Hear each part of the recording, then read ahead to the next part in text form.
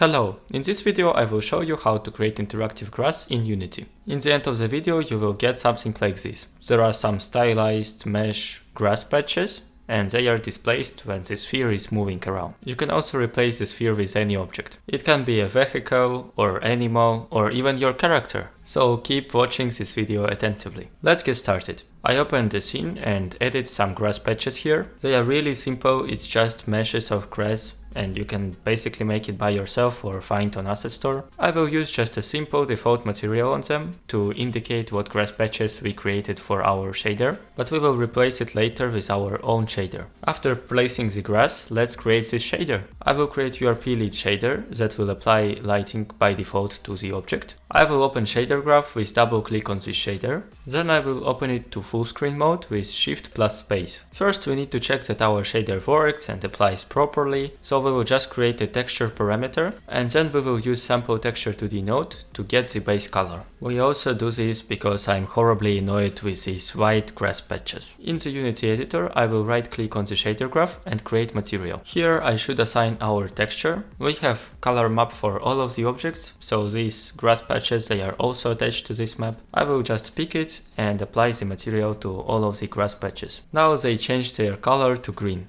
but they are not interactive yet. Let's return back to shader graph. Today we will work only in vertex shader, because everything we need to do is just to display the geometry. The first step is to get the direction of the displacement. I will pick it individually for each of the objects. I will create a property vector3 named character, which is the position of the character or a sphere or whatever we want. Then I will subtract it from the object position. We only need to displace grass patches by x and z axis. We don't displace them up and down. So we will pick x and z coordinates and then normalize them. Keep in mind that normalizing vector 2 and vector 3 is a different operation, so the order here really matters. We will add one more new variable named intensity and multiply the normalized vector with it. This way we can control how much the grass will be displaced. Now we got a vector to displace with, so we need to apply this displacement to vertex position. We will add values from x and y to x and z respectively. Then we will combine this into a vector 3 and put it into the position. But you should also notice this strange transformation, because at first we took the position in world space and now we need to convert it to object space because shader graph is made so. So now our grass patches should displace. They shouldn't look really realistic, but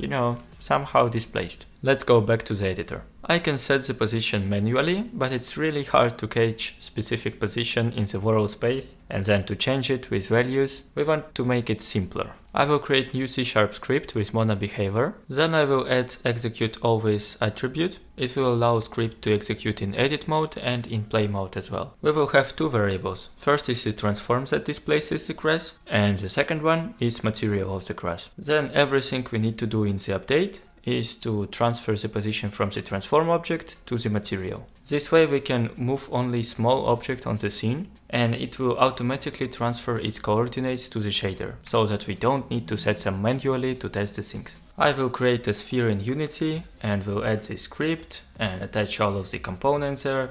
Sphere itself goes to transform and grass material goes to material. So when I move the sphere, you see that grass patches are actually displacing in different directions from the object. It might be a great choice for some isometric game, but we will go further and eliminate the effect of moving roots of the grass patches. For this I will create a new property vector 2, which will be toughness. With x and y I will control the bounds of the height where the grass will be displaced. X is the height where the grass starts displacing and y is the height where it doesn't displace more than the intensity amount. We will take position in object space, get the y coordinate and apply smooth step node. X and y go to each one and each two, and y position is going to in value. Now we will multiply intensity by the result of this calculation. I will go back to the editor and play around with parameters. With proper values it looks a lot better. The roots of the grass are not displacing anymore. Let's add some more grass patches. I will just duplicate them, rotate around and create a small field. The field itself looks great,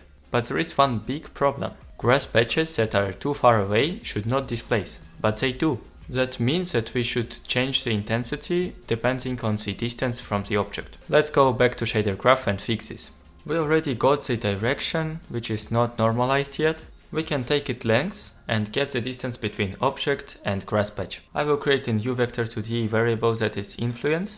And again, I will put x and y value to smooth step node as h1 and h2. And then use the distance as the third parameter. I will use 1 minus node because we got the inverted result of what we wanted. Now we will combine all of the products together with multiplication. And yes, now when we go back to the editor, it displays this really well. Sphere does not affect any object that is too far away. You can see that our shader is finally working and giving the right result. So now it's your turn to make some changes in your scene, create some fields, and improve the feeling of your game. So that's all for this video, I hope you enjoyed it. We will also link the source files in the description, so you can go and check them out. And if you want to see more content like this, please like and subscribe, that will make us more motivated. That's all, see you in the next video.